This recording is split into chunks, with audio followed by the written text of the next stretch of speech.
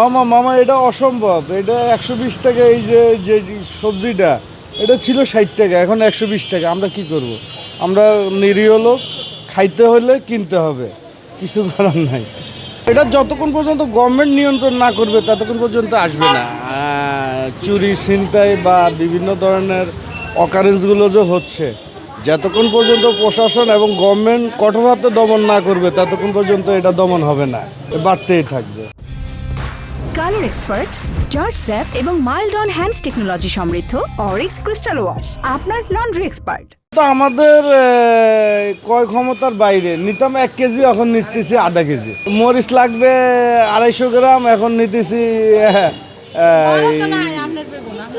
অল্প, সীমিত, যতটুকু প্রয়োজন ততটুকু নিচ্ছি।